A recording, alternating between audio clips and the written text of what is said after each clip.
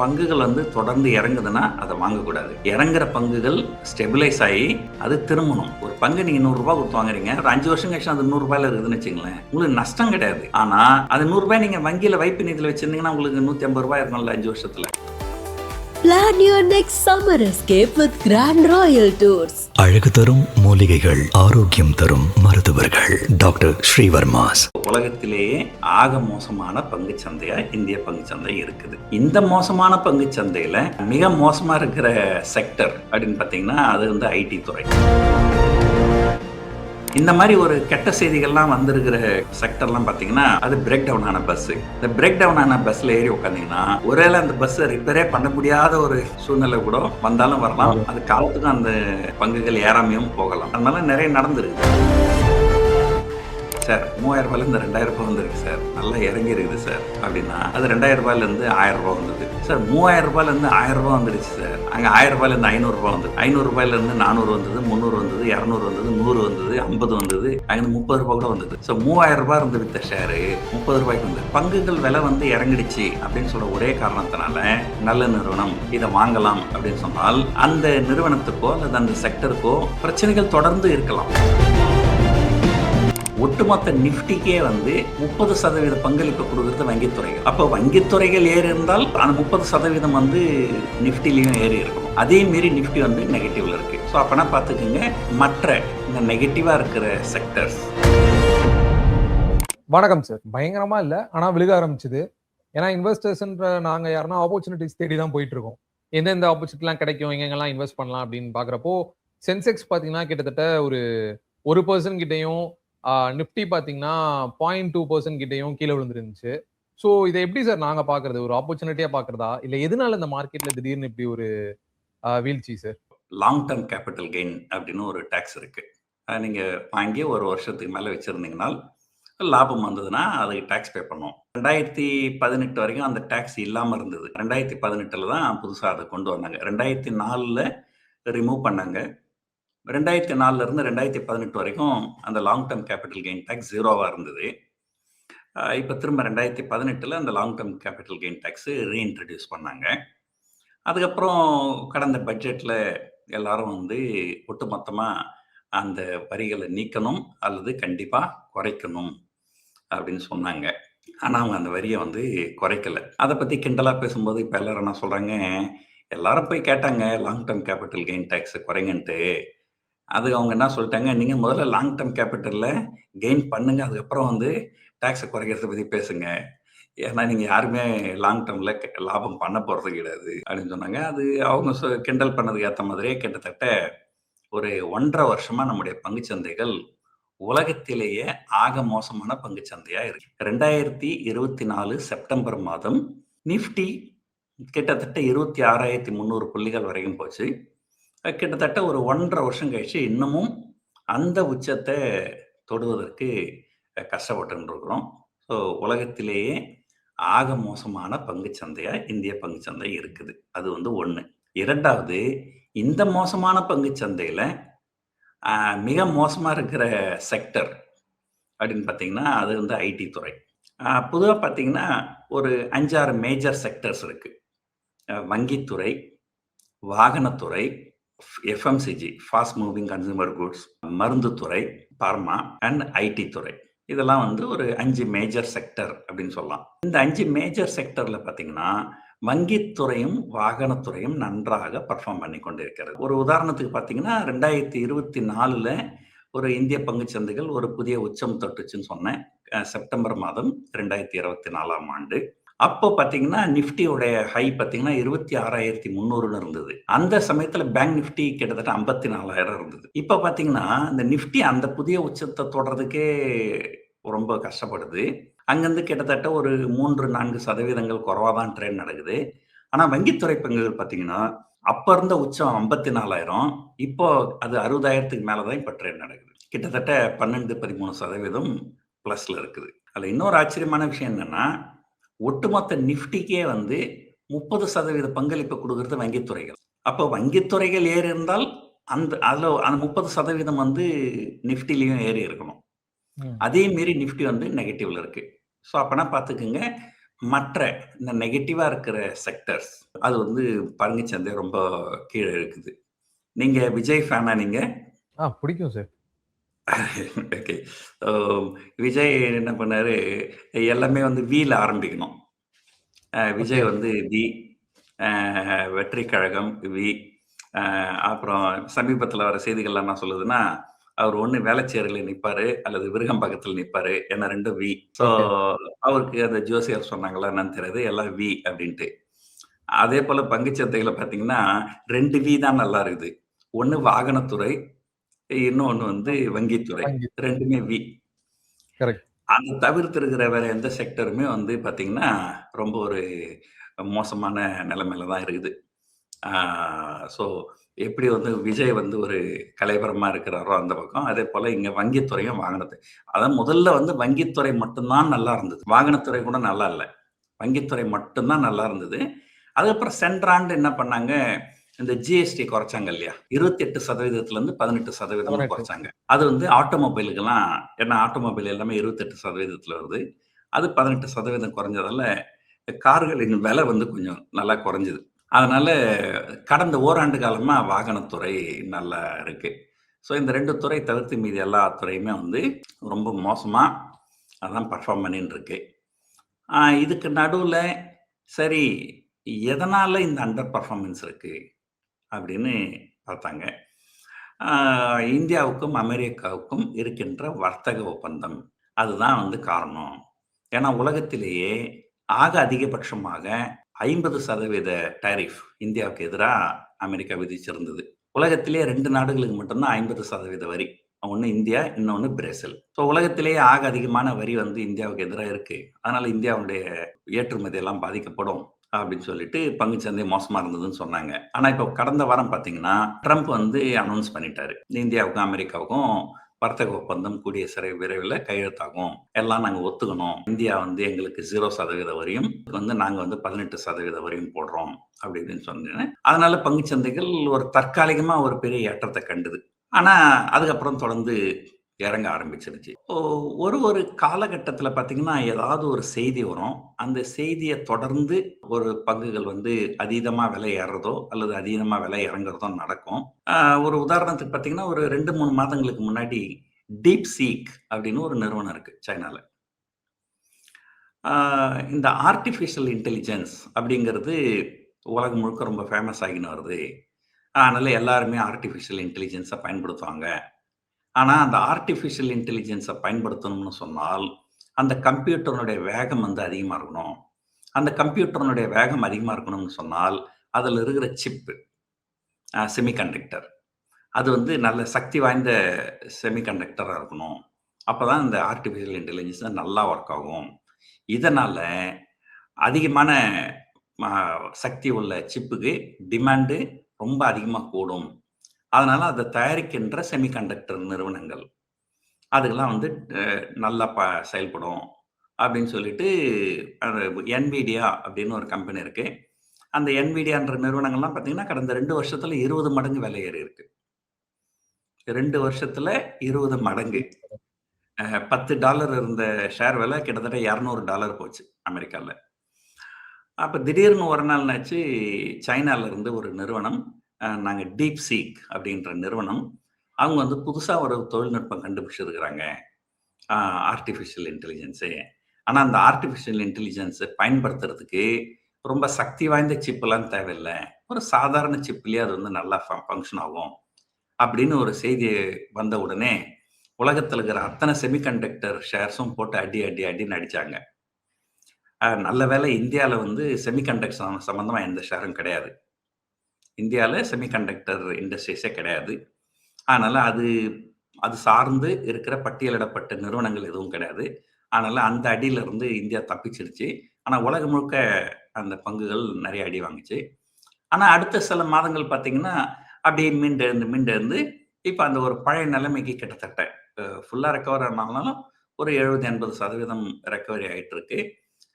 20 மடங்கு, 21 மடங்கு ஏறி இருந்த NVIDIA ஷேரு இப்ப 18 மடங்கு, 19 மடங்கு ஏறி இருக்கு. கொஞ்சம் இறங்கியிருக்கு அவ்வளவுதான். $210 அது வந்து ஹை போச்சு. இப்ப அங்கருந்து இறங்கி வந்து ஒரு $190. ஆனா ஒரு 2 வருஷத்துக்கு முன்னாடி அது $10 அது. இந்த மாரி என்ன நடக்கும்னா, ஏதோ ஒரு செய்தி வரும். அந்த செய்தி வந்து அந்த ஒரு குறிப்பிட்ட செக்டரையோ அல்லது குறிப்பிட்ட ஸ்டாக்கையோ மிகப்பெரிய லெவல்ல தாக்கும். அது அந்த மாரி வரும்போது, அத ஒரு ஆப்பர்ச்சுனிட்டியா பயன்படுத்தி வாங்கலாமா? அப்படின்றது தான் இப்போ ஒரு கேள்வி. இப்ப நீங்க கேட்டது அதான். இப்ப இறங்கி இருக்குதுங்க வாங்கலாமா? ஸ்டாக்குன்னு பார்த்தீங்கன்னா, அதுல 2 வகையான முதலீடுகள் இருக்கு. ஸ்டாக் இன்வெஸ்ட்மென்ட் அப்படின்னு வந்தீங்கன்னா. ஒண்ணு மொமெண்டம் இன்வெஸ்ட்மென்ட். இன்னொன்னு வந்து கான்ட்ரா இன்வெஸ்ட்மென்ட். மொமெண்டம் இன்வெஸ்ட்மென்ட்னா என்னன்னா, நீங்க அப்படியே பார்த்துன்னே இருங்க. எந்த பங்குகள்லாம் தொடர்ந்து ஏற்றம் கண்டுன்னு இருக்குதோ, அதுல முதலீடு பண்ணீங்கன்னா, இன்னும் ஏறுவதற்கு வாய்ப்புகள் இருக்கு. இப்போ ஒரு உதாரணத்துக்கு நான் 2 பங்குகள சொல்றேன் நானு. கடந்த 1 வருஷத்துல பார்த்தீங்கன்னா, டிசிஎஸ் அப்படிங்கிற பங்கு, கம்ப்யூட்டர் சம்மந்தப்பட்ட பங்கு, டாடா கன்சல்டன்சி சர்வீசஸ். அது அதிகபட்சம் வந்து ரூ. 4,500 போச்சு. ரூ. 4,500 போயிட்டு, அங்கருந்து இறங்கி வந்து ரூ. 3,500 வந்தது. அப்ப நெறைய பேர் என்ன பண்ணாங்க, ஓ 4,500லேருந்து 3,500 வந்திருக்குதுங்க. நல்லா இறங்கி இருக்குதுங்க. இப்ப முதலீடு பண்ணலாமா? அப்படின்னு சொல்லிட்டு முதலீடு பண்ணாங்க. முதலீடு பண்ணவங்களுக்கு என்னாச்சு, அது 3,500லேருந்து 2,700 வந்துருச்சு. அப்படியே இன்னொரு பக்கம் பார்த்தீங்கன்னா, state bank of India share இருக்கு. அது ஒரு 1 வருஷத்துக்கு முன்னாடி கிட்டத்தட்ட ரூ. 600 தான் இருந்தது. ரூ. 600லேருந்து அது ரூ. 900 வரைக்கும் வந்தது. கிட்டத்தட்ட 50% ஏறிடுச்சு. பரவாயில்லங்க. நல்லா ஏறு இருக்குங்க. இது தொடர்ந்து ஏறுங்க அப்படின்னு சொல்லிட்டு ரூ. 900 முதலீடு பண்ணவங்களுக்கு என்னாச்சு, அடுத்த சில மாதங்கள்ல அது ரூ. 1,200 போச்சு. ஸோ இதுதான். இது மொமெண்டம். மொமெண்டம் இன்வெஸ்ட்மென்ட்னா, இப்போதைக்கு எந்த நிறுவனத்தின் பங்குகள் தொடர்ந்து ஏறுது. அதாவது ஒரு பங்குகள் இறங்குன உடனே, அப்ப பரவாயில்லங்க இந்த பங்குகள் ரொம்ப இறங்கி போச்சுங்க. இது ரொம்ப சீப்பா இருக்குதுங்க. அப்படின்னு வாங்குறது வந்து ஒரு நல்ல முடிவான்னு கேட்டீங்கன்னா, இல்லன்னு தான் நான் சொல்லுவேன். ஏன்னா இறங்குதுன்னா எதனால இறங்கணும்? ஏதோ ஒரு காரணம் இருக்கணும்ல. எல்லாரும் எதுக்காக விக்கிறாங்க? அந்த நிறுவனம் சார்ந்து ஏதோ ஒரு கெட்ட செய்தி இருக்குல்ல. அதனால தானே அத விக்கிறாங்க. அத வாங்குனா அந்த கெட்ட செய்தி தொடர்ந்து இருந்தால் அது என்ன ஆகும்? அப்படின்ற ஒரு லாஜிக் வருது. இதுதான் இந்த மொமெண்டம் இன்வெஸ்ட்மென்ட்ங்கிறது பெரிய நடிகர்கள வச்சு படம் எடுக்கிற மாரி. இந்த இறங்கிக்கினே போற ஸ்டாக் முதலீடு பண்றது வந்து இந்த ஸ்மால் பட்ஜெட் மூவி எடுக்கிற மாரி. அத வச்சு பார்த்தீங்கன்னா, கடந்த ஓராண்டு காலமாக அ நம்ம பங்குச் சந்தைகள் சரியா இல்லன்னு சொன்னேன். ஆனா இருந்தாலும், இந்த சரியாக இல்லாத இந்த பங்குச் சந்தையிலும் கூட நன்றாக பெர்ஃபார்ம் பண்ணக்கூடிய பங்கு சங் செ செக்டர்ஸ்ன்னு பார்த்தீங்கன்னா, அது வந்து பேங்கிங்கும், ஆட்டோமொபைல். அது பண்ணீங்கன்னா, இன்னும் கொஞ்சம் ஏறுவதற்கு வாய்ப்புகள் இருக்குது. ஆனா, இந்த இவ்வளோ தூரம் இறங்கிடுச்சு அப்படின்னு சொல்லிட்டு நீங்க பண்ணீங்கனால், இது வந்து கான்ட்ரா இன்வெஸ்ட்மென்ட். சார், இப்ப இந்த ஐடி செக்டார்ஸ்லாம் பார்த்தீங்கன்னா, பயங்கரமா கீழ விழுந்துட்டு இருக்கு. இது எப்படி சார் இப்போ ஒரு ஆப்பர்ச்சுனிட்டியா நாங்க பார்த்துட்டு போய் இன்வெஸ்ட் பண்ணலாமா? இப்போ முதல்ல வந்து ஐடி துறைகள் எதனால இறங்குது அப்படிங்கிறத முதல்ல பார்த்துருவோம். இதுக்கு ஒரு காரணம் என்ன சொல்றாங்கன்னா, எனக்கு ஏதோ ஒரு வேலை நடக்கணும். நான் பங்குச் சந்தையில இருக்கிறேன். ஏங்க எந்த பங்குச் சந்தைகள்லாங்க இன்னைக்கு அதிகபட்சமா ஏறிக்குது? எந்த பங்குச் சந்தைகள் அதிகபட்சமா இறங்கி இருக்குது? இல்ல எந்த பங்குகள் வந்து 200 மூவிங் ஆவரேஜ் மேல போயிருக்கு? இதெல்லாம் நான் வந்து இத தெரிஞ்சுக்கணும்னா, நான் என்ன பண்ணுவேன் உங்ககிட்ட வந்து, "சார் எனக்கு வந்து ஒரு சாஃப்ட்வேர் தயாரிச்சு குடுங்க." அந்த சாஃப்ட்வேர பயன்படுத்தி நான் வந்து இதெல்லாம் தெரிஞ்சுப்பேன். இன்னைக்கு என்னென்ன ஏறுது, இன்னைக்கு என்ன இறங்குது, டாப் 5 ஸ்டாக் எது, பாட்டம் 5 ஸ்டாக் எது, அ கடந்த 1 மணி நேரத்தில ஏறுன ஸ்டாக் எது, இதெல்லாம் எனக்கு வேணும்னாக்கா, அப்ப நான் என்ன பண்ணேன், ஒரு முன்னணி அ ஐடி நிறுவனத்த அப்ரோச் பண்ணி எனக்கு ஒரு சாஃப்ட்வேர் தயாரிச்சு குடுங்கன்னு சொல்லுவேன். என்கிட்ட காசு வாங்கிக்கின்னு அந்த சாஃப்ட்வேர் தயாரிச்சு குடுப்பாங்க. இதுதான் அந்த சாஃப்ட்வேர் கம்பெனியோட இது. இப்ப என்ன சொல்றாங்க, நீங்க போய் அந்த மாரி சாஃப்ட்வேர் கம்பெனி கிட்டலாம் கேட்க வேண்டியது இல்லங்க. அதெல்லாம் காசுலாம் குடுக்க வேண்டியது இல்ல. நேரா போய் ஒரு ஆர்டிபிஷியல் இன்டெலிஜென்ஸ் கிட்ட கேளுங்க. அந்த ஆர்டிபிஷியல் இன்டெலிஜென்ஸ் உங்களுக்கு எல்லா பதிலும் சொல்லிடும். அப்போ கேட்கிற கேள்விக்கெல்லாம் ஆர்டிபிஷியல் இன்டெலிஜென்ஸ் பதில் சொல்லிடுது அப்படின்னா, ஐடி நிறுவனங்கள் வந்து இந்த ஆர்டிபிஷியல் இன்டெலிஜென்ஸ் வந்ததால, நெறைய பேரோட வேலைய வந்து ஆர்டிபிஷியல் இன்டெலிஜென்ஸ் மூலமாவே அவங்க சாதிச்சுக்க முடியும். இதனால இந்த சாஃப்ட்வேர் அஸ் சர்வீசஸ் அப்படின்னு சொல்லுவாங்க. இந்த மாரி ஐடி நிறுவனங்களுக்கெல்லாம் வருமானம் குறைந்து விடும். அப்படிங்கிறது தான் இப்போ ஒரு கான்செப்ட். இதனால வந்து உலகம் முழுக்க எல்லா ஐடி நிறுவனங்களுடைய பங்குகளும் அ அதீதமா இறங்கிக்கின்னு தான் வருது. இது வந்து ஒரு இந்தியா சம்மந்தப்பட்டது கிடையாது. இது உலகம் முழுக்கவே எல்லா ஐடி துறை பங்குகளும் பெருமளவு இறங்கிக்கின்னு தான் வருது. அதுக்காக சொல்லப்படுகின்ற காரணம், இது வந்து ஆர்டிபிஷியல் இன்டெலிஜென்ஸ். குறிப்பா ஆந்த்ரோபிக் அப்படின்னு ஒரு நிறுவனம் அந்த சாஃப்ட்வேர் தான் வந்து ஆர்டிஃபிஷியல் இன்டெலிஜென்ஸு கொண்டு வரப்போதாங்க. அது வந்ததுனால் நெறைய பேருக்கு வந்து வேலை இருக்காதுங்க. ஆ ஏற்கனவே நமக்கு வந்து இந்த ஐடி துறைன்றது ஒரு பெரிய பிரச்சனை தான் இருக்கு. நம்ம வந்து பெரும்பாலும் பார்த்தீங்கன்னா, அமெரிக்காவுக்கு தான் வேலை செய்றோம். நம்முடைய இளைஞர்கள்லாம் அமெரிக்காவுக்கு அனுப்புறோம். ஐடி துறையில வேலை செய்றதுக்கு. அது ஏற்கனவே அங்க வந்து ட்ரம்ப் என்ன பண்ணியிருக்கிறாரு, H1B விசால யாராவது அமெரிக்கா உள்ள வந்தாங்கன்னா, அவங்க வந்து $1,00,000 அமெரிக்க அரசாங்கத்துக்கு கட்டணும் அப்படின்னு சொல்லி, இன்டைரக்ட்டா வந்து இந்திய இளைஞர்கள் இல்லாம, நீங்க அமெரிக்காலயே வேலைக்கு ஆள் எடுக்கணும் அப்படிங்கிற மாரி பண்றாரு. அமெரிக்காலயே ஆள் எடுத்தீங்கன்னா, நீங்க சம்பளம் கூடுதலா குடுக்க வேண்டி வரும். அதனால இந்த நிறுவனங்களுடைய லாபம் குறையும். முக்கியமா நம்முடைய சாஃப்ட்வேர் எக்ஸ்போர்ட் வந்து அமெரிக்காவுக்கு தான் அதிகமா இருக்கு. ஸோ ஏற்கனவே இந்த அமெரிக்கா, இந்தியா வர்த்தக ஒப்பந்தம் ஒரு பெரிய பிரச்சனையா இருந்தது. அதுக்கப்புறம் இந்த $1,00,000 விசா கட்டணும். அது ஒரு பெரிய பிரச்சனையா இருந்தது. வெந்த புண்ல வேலை பாய்ச்சுற மாரி இப்போ இந்த ஆர்டிஃபிஷியல் இன்டெலிஜென்ஸ் டிஸ்ரப்ஷன் வந்து ஒரு பெரிய இதுவா இருக்கு. என்ன கேட்டீங்கனால், என்னுடைய பர்சனல் ஒப்பீனியன் கேட்டீங்கனால், பங்குகள் வந்து தொடர்ந்து இறங்குதுன்னா, அத வாங்கக்கூடாது. இறங்குற பங்குகள் ஸ்டெபிலைஸ் ஆயி, அது திரும்பணும். அது திரும்பி இந்த செக்டருக்கு சில நல்ல விஷயங்கள் வந்து நம் கண்ணுக்கு தெரியணும். அப்படி நடக்கும் பொழுது மட்டும் தான் நீங்க அத வாங்கணும். அத எப்படி சொல்றதுன்னா, இப்போ ஒரு உதாரணத்துக்கு, அ நீங்க ஏதோ வெளியூர் போணும்னு நெனைக்கிறீங்க.